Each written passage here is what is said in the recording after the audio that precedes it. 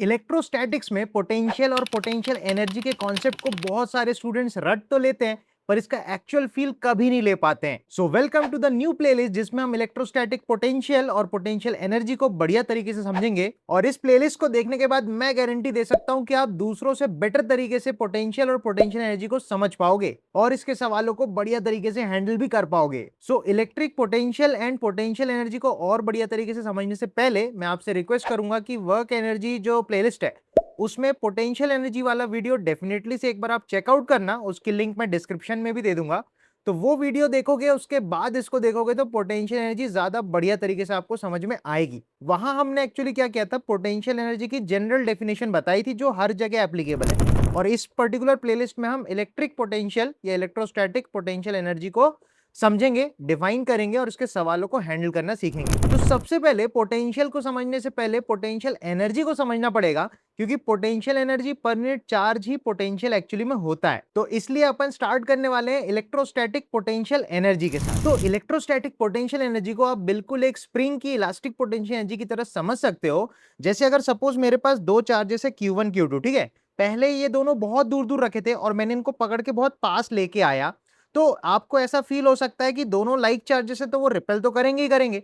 तो जब मैं उनको पकड़ के पास ला रहा हूं तो एक प्रकार से मैं उनके बीच में एक इनविजिबल स्प्रिंग है जिसको मैं दबा रहा हूं। तो इनके बीच में क्या हो रहा है कि एक टेंशन क्रिएट हो रहा है और ये बिल्कुल उसी तरीके से जैसे स्प्रिंग को जब हम पिचकाते हैं तो जो भी वर्क हम करते हैं वो स्प्रिंग की पोटेंशियल एनर्जी के फॉर्म में स्टोर हो जाता है, राइट। और यहाँ पे भी एग्जैक्टली वही चीज हो रही है, बस हमें वो स्प्रिंग दिखती नहीं है क्योंकि यहाँ पे इलेक्ट्रिक फील्ड्स के फॉर्म में ये चीज हो रही है, ठीक है।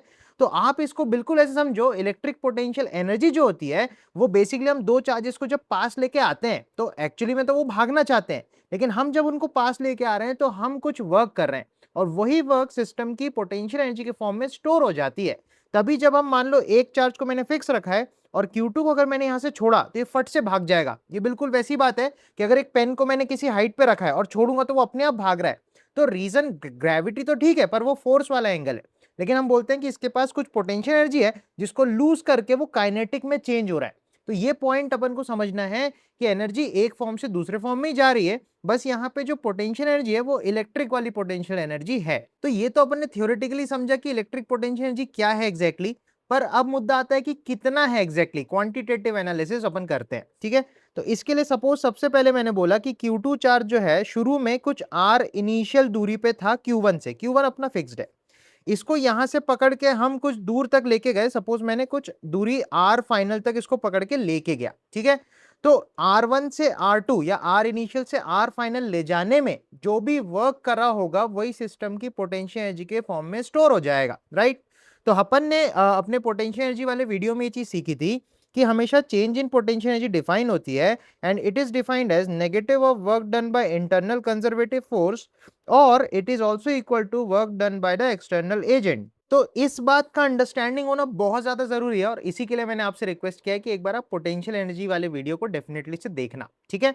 अब अपन समझते हैं Q2 जो है शुरू में अपन ने बोला है कि भैया कुछ R इनिशियल दूरी पे था और बाद में हमने इसको पकड़ के कुछ R फाइनल दूरी तक लेके गए।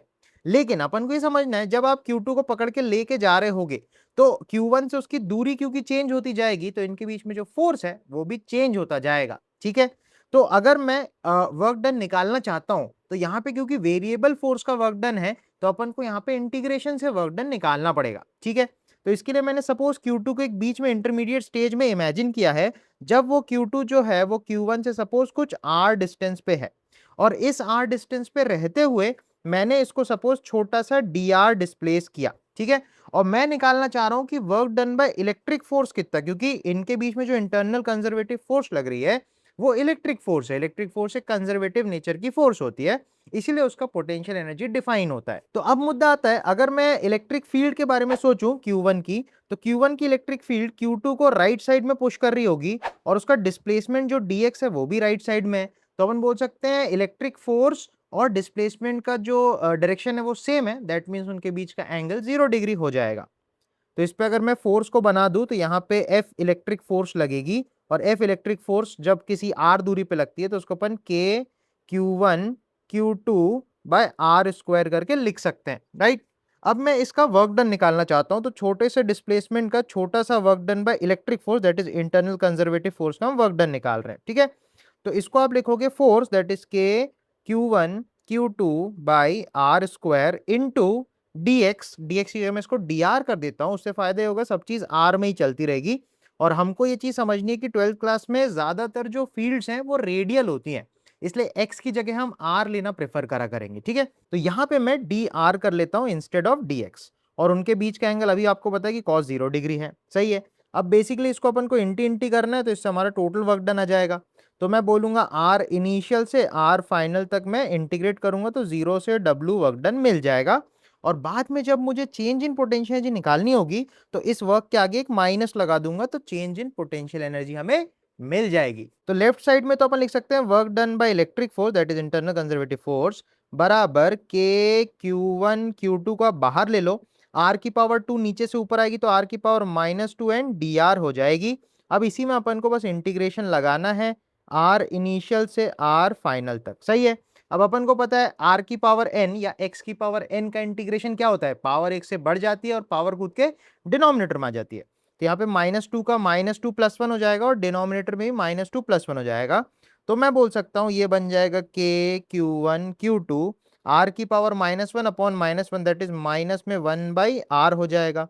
लिमिट लगा दो r इनिशियल से r फाइनल तक के लिए, ठीक है। अब यहाँ पे सिंपल से मैं काम कर रहा हूँ, इस नेगेटिव साइन को मैं ना बाहर ले जा रहा हूँ, ठीक है। तो ये बन जाएगा माइनस के Q1 एंड Q2, ब्रैकेट लगा देते हैं, यहाँ बन जाएगा 1/r final minus 1/r initial. तो अपन ने जब Q2 को इनिशियल पोजीशन से फाइनल पोजीशन तक लेके गए हैं तो उस दौरान जो work done by electric force है वो ये आया है, ठीक है। अब यहाँ पे इसके आगे अगर मैं माइनस चिपका दूं तो मेरे पास चेंज इन पोटेंशियल एनर्जी आ जाएगा negative of work done by internal conservative force. That means मैं लिख सकता हूँ delta U that is U final minus U initial is equal to minus, ये जो बाहर का माइनस आएगा वो इस माइनस से लग के पुटुस हो जाएगा, that means minus minus cut हो जाएंगे। तो अपने पास बचेगा के Q1 Q2 bye are final minus के Q1 Q2 bye are initial. अब मैं एक चीज समझ पा रहा हूँ कि ये जो हमने मेहनत की है इससे बहुत ज्यादा तो आपको समझ में नहीं आ रहा, मैथमेटिक्स ही चल रही है। अब थोड़ा सा मैं लॉजिक यहाँ बताने वाला हूँ, ध्यान से इसको समझना, बहुत ईजी है, ठीक है। तो यहाँ पे मैं बोल रहा हूँ जो फाइनल पोटेंशियल एनर्जी है वो इस टर्म से बताई जा रही है, जो इनिशियल पोटेंशियल एनर्जी है उसको अपन इस टर्म से बता रहे हैं। तो अगर आप थोड़ा सा मन की आंखों से इसको देखोगे तो आपको ये चीज समझ में आएगी कि किसी भी पोजीशन के लिए, मतलब दोनों चार्जेस के बीच में क्या सेपरेशन है, उस सेपरेशन के लिए पोटेंशियल एनर्जी डिफाइन की जा सकती है। तो अगर मैं बोलूं Q1 और Q2 के बीच में कोई r डिस्टेंस है किसी टाइम पे, तो उस टाइम पे हम बोल सकते हैं इनके बीच की जो पोटेंशियल एनर्जी है किसी एक सिचुएशन के लिए, उसको अपन लिख सकते हैं के Q1 Q2 बाई r। अच्छा, दैट मीन्स यहाँ पे रेफरेंस क्या लेंगे फिर, तो रेफरेंस के लिए आप सिंपल सा आइडिया सोचो कि अगर मैंने सपोज r की वैल्यू को इनफाइनाइट डाल दी, तो r की वैल्यू अगर इनफाइनाइट हो गया तो ये पूरा टर्म जीरो की तरफ जाएगा। दैट मीन्स यहाँ पे जो अपना potential energy, electric potential energy का जो रेफरेंस है वो इन्फिनिटी पे होता है। जैसे याद करो mgh वाला जो हम पोटेंशियल एनर्जी लेते थे, उसमें जहां भी अपन रेफरेंस लेते थे वहां पे पोटेंशियल एनर्जी जीरो मानते थे, राइट, वहां पे रेफरेंस लेना हमारे हाथ में होता था। लेकिन इलेक्ट्रोस्टैटिक्स में और ग्रेविटेशन में भी आपने देखा होगा कि जो रेफरेंस पॉइंट होता है वो इन्फिनिटी पे होता है, क्योंकि मैथमेटिकली वहीं पे पोटेंशियल एनर्जी जीरो हो रही होती है। तो इस पूरे डेरिवेशन से जो दो तीन मेन पॉइंट्स अपन को समझ में आते हैं वो मैं आपको एक बार बता देता हूं। तो यहाँ पे नोट में अपन दो तीन पॉइंट जो इंपॉर्टेंट है वो समझ सकते हैं कि अगर हमारे पास भाई स्पेस में दो चार्जेस है, सपोज एक Q1 रखा है और एक Q2 रखा है, और उनके बीच की जो सेपरेशन है वो R है, तो इन दोनों के बीच में इनकी सेपरेशन, इनकी कॉन्फ़िगरेशन की वजह से एक पोटेंशियल एनर्जी होती है, उसको अपन देते हैं के Q1 Q2 बाय R से। ये पोटेंशियल एनर्जी है, दैट मीन्स ये एक स्केलर क्वांटिटी है, ये एक सिर्फ नंबर है, ठीक है। अगर पोटेंशियल एनर्जी कभी भी आपके पास जो है वो पॉजिटिव होती है तो पॉजिटिव पोटेंशियल एनर्जी रिपल्शन को बताता है, वेयर एज अगर ये पोटेंशियल एनर्जी नेगेटिव में होती है तो नेगेटिव पोटेंशियल एनर्जी हमें अट्रैक्शन को बताएगा। तो यहाँ पे आप लॉजिक के लिए समझो, अगर Q1 Q2 दोनों लाइक चार्जेस हैं तो ये भी पॉजिटिव होगा, ये भी पॉजिटिव होगा, या फिर ये भी नेगेटिव और ये भी नेगेटिव। तो यहाँ पे आपको साइन के साथ उनको पुट करना है, तो दोनों प्लस या दोनों माइनस डालोगे तो ये वैल्यू तो पॉजिटिव ही आनी है, तो उनके बीच में रिपल्शन दिखेगा जो कि पॉजिटिव पोटेंशियल एनर्जी का साइन है, ठीक है। अगर कोई भी एक पॉजिटिव है दूसरा नेगेटिव है तो उस केस में इन दोनों को आपको साइन के साथ रखना है। मान लो Q1 पॉजिटिव है Q2 नेगेटिव में, तो प्लस माइनस मल्टीप्लाई होकर माइनस बनेंगे, दैट मीन्स उस टाइम पे पोटेंशियल एनर्जी जो है वो नेगेटिव में आएगी और वो उनके बीच में अट्रैक्शन को शो करेगी, ठीक है। तो पोटेंशियल एनर्जी की डेफिनेशन क्या हो जाती है, potential energy is the energy possessed by a system of particles due to their configuration. और यहां पे ध्यान रखने वाला पॉइंट है कॉन्फ़िगरेशन। कॉन्फ़िगरेशन का मतलब है रिलेटिव पोजीशन। तो जैसे काइनेटिक एनर्जी किसी बॉडी के चलने की वजह से, मोशन की वजह से एनर्जी होती है, उसी तरीके से पोटेंशियल एनर्जी जो है वो कॉन्फ़िगरेशन की वजह से आती है फर्स्ट ऑफ ऑल, ठीक है। सेकंड, अगर मैं इनिशियल और फाइनल मुझे पोजीशंस पता है कि एक जगह से मैंने दूसरी जगह लेके गया, मान लो इनके बीच में शुरू में डिस्टेंस 2 मीटर थी, बाद में मैंने ये चेंज करके 5 मीटर कर दी, तो बेसिकली यहाँ पे आर इनिशियल 2 मीटर से आर फाइनल 5 मीटर हो जाएगा, तो चेंज इन पोटेंशियल एनर्जी हमको मिल जाएगी। लेकिन यहीं से जो bookish definition of potential energy है वो निकल के आती है। तो आप ऐसे समझो, अगर दो पार्टिकल्स इनफाइनाइट सेपरेशन पे रखे हैं, तो आर की वैल्यू इनफाइनाइट होने से पोटेंशियल एनर्जी 0 हो जाएगी, ठीक है। अब मान लो मैंने दोनों को आर डिस्टेंस पे लाके रखा, तो उनके बीच में एक दबी हुई स्प्रिंग जैसा फीलिंग आ गया। उस दबी हुई स्प्रिंग की वजह से उनके बीच में एक पोटेंशियल एनर्जी आ गई, जिसे हम इलेक्ट्रोस्टैटिक पोटेंशियल एनर्जी बोलते हैं। और इसी को अपन बताते हैं इनकी पोजीशन की वजह से के Q1 Q2 बाय आर। तो आपको ये समझना है कि आर इनिशियल अगर इंफिनिटी है तो इनिशियल पोटेंशियल एनर्जी 0 हो जाएगी, तो ये वाली टर्म 0 हो गई इंफिनिटी पे। दूसरी बात, जब इनको हमने आर डिस्टेंस पे लाके रखा है, तो for a distance of R उनके बीच की पोटेंशियल एनर्जी के Q1 Q2 बाय आर हो गई। तो इसका रेफरेंस पॉइंट जो है वो इंफिनिटी पे हो जाता है, और आर डिस्टेंस के लिए पोटेंशियल एनर्जी के Q1 Q2 बाय आर हो जाती है। तो यहीं से डेफिनेशन बनाते हैं, जो बुक वाली डेफिनेशन आती है वो ये बोलती है, the change in potential energy is the work done in bringing a charge from infinity to a point under the influence of the electric field of a source charge. जैसे source यहाँ पे अगर मैं Q1 को बोलूं तो ये source हो जाएगा, यहीं पे रखा था। इसकी इलेक्ट्रिक फील्ड में अपन ने Q2 को पकड़ के जब लेके आए, तो हमें जो मेहनत करनी पड़ी वो सिस्टम की पोटेंशियल एनर्जी में स्टोर हो गई। That is work done by external agent is equal to change in potential energy of the system. और यहां पे हम absolute potential energy for a separation of R बता सकते हैं, बिकॉज इंफिनिटी पे हमारा रेफरेंस 0 है ऑलरेडी, ठीक है। तो ये डेफिनेशन आपको बोर्ड्स में या फिर स्कूल लेवल पे लिख के आनी है, तो आपको प्रॉपर मार्क्स मिल जाएंगे। और बाकी फीलिंग अपन को ध्यान रखनी है कि दो चार्जेस को जब हम पास लाके रखते हैं, तो उनके बीच में एक पिच की हुई स्प्रिंग जैसी कंडीशन बन जाती है, और वो कंडीशन में ही जो सिस्टम है उसमें एक पोटेंशियल एनर्जी स्टोर हो जाती है, जिसको अपन इलेक्ट्रोस्टैटिक पोटेंशियल एनर्जी बोलते हैं, right. And it is given by के Q1 Q2 बाय आर। तो फिर से अपन को एक पॉइंट यहाँ पे ये ध्यान रखना है कि ये दो पॉइंट चार्जेस की वजह से पोटेंशियल एनर्जी अपन बता रहे हैं। इसके अलावा एक्सटेंडेड बॉडीज की भी पोटेंशियल एनर्जी हो सकती है, वो भी हम करना सीखेंगे। लेकिन सबसे पहले हम देखते हैं कि अलग अलग पार्टिकल्स अगर सिस्टम में है, तो उनकी वजह से पोटेंशियल एनर्जी कैसे निकाली जाती है। एक दो बढ़िया एग्जांपल देके आपको ये कॉन्सेप्ट पूरी तरीके से मैं समझाता हूं। तो सबसे पहले अपन डिस्क्रीट पार्टिकल सिस्टम के बीच की पोटेंशियल एनर्जी निकालना सीख रहे हैं। इसमें जैसे एक इक्विलेटरल ट्राइंगल अपन को दे रखा है, जिसकी साइड्स डी डी डी हैं, और एक क्यू रखा है, एक -2Q रखा है, और एक क्यू रखा है। और अपन से बोलता है कि potential energy of the system बताओ, ऐसे पूछ सकता है सीधा सीधा। या फिर energy required to break the system of charges, मतलब इस सिस्टम को मैं कितनी एनर्जी दूं कि सारे पार्टिकल्स भाग के इंफिनिटी पे पहुंच जाए, वो पूछ सकता है। या फिर work required to form this system of charges, infinity से एक एक को जब मैं पकड़ के ला रहा हूं, तो उनको यहाँ पे ला के रखने में कितनी मेहनत लग रही है, वही सिस्टम की एनर्जी के फॉर्म में स्टोर हो जाएगी। तो वो हमको निकालने को पूछ रहा है। तो कैसे इसको हैंडल करना है वो समझते हैं। इसके दो फॉर्मेट्स है, मैं आपको दोनों समझाऊंगा। जिससे आपको करना आप करो, लेकिन जो शॉर्टकट मेथड है उसी से आप ट्राई करना कि उससे करो, वो ज्यादा इजी पड़ेगा, वो भी बताऊंगा। तो सबसे पहले आप सोचो, यहाँ पे खाली मैदान था, कोई चार्जेस नहीं थे, ठीक है। सबसे पहले आपने जब Q1 ये वाले चार्ज को पकड़ के लाया, ठीक है, तो कोई भी नहीं था, तो अपन को किसी के अगेंस्ट वर्क नहीं करना पड़ा। तो सबसे पहले चार्ज को लाने के लिए जो वर्क होगा वो तो 0 होगा, ठीक है। अब सोचो मैंने -2Q को पकड़ के लाया, इंफिनिटी से धीरे धीरे पकड़ के लाया, ठीक है। तो अब -2Q को अगर पकड़ के लाऊंगा, तो ये उसको छेड़ता रहेगा, तो इनके बीच में एक पोटेंशियल एनर्जी आएगा, जिसको अपन इंटरेक्शन एनर्जी बोल सकते हैं। तो वो होगा, प्लस करके लिखते हैं, के Q -2Q बाय डी, ठीक है। अब फाइनली मैं जब तीसरे चार्ज को पकड़ के लाऊंगा इंफिनिटी से, तो ये वाला भी उसको इंटरेक्शन करेगा, फोर्स लगाएगा, ये वाला भी फोर्स लगाएगा। तो इन दोनों के बीच में एक इंटरेक्शन एनर्जी या पोटेंशियल एनर्जी बनेगी, और एक इन दोनों के बीच में बनेगी, तो दोनों को लिखना पड़ेगा। तो प्लस सबसे पहले मैं इन दोनों की लिख ले रहा हूं, तो इसको आप लिख दो के Q बाय डी, प्लस फिर मैं इन दोनों के बीच की लिख दे रहा हूं, तो वो जाएगा के Q -2Q बाय डी। तो अगर मैं टोटल एनर्जी कैलकुलेट करूं, तो ये बन जाएगा 2kq², 1kq, और ये माइनस में 2kq²। तो -2 और -2 -4, और +1, तो बचेगा -3।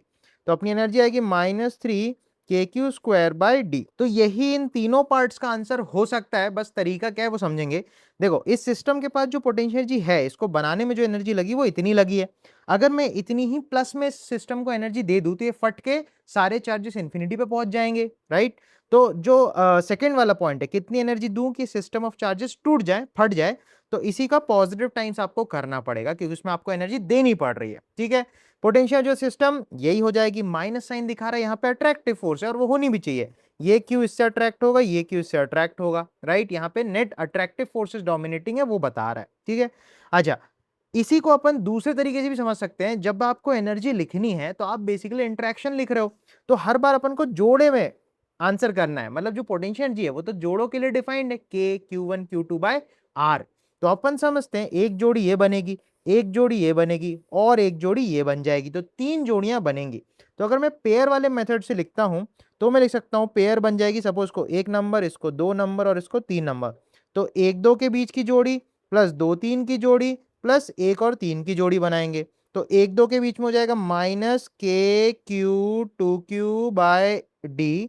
दो और तीन नंबर में हो जाएगा माइनस अगेन KQ2Q/d। और एक और तीन में हो जाएगा तो प्लस KQQ/d। तो अगेन देखो ना, ये भी तो वही दे रहा है, -3 KQ² /d। तो सबसे बेस्ट तरीका यही है जिसको मैं शॉर्टकट बोल रहा था, आप हमेशा जोड़े बनाओ।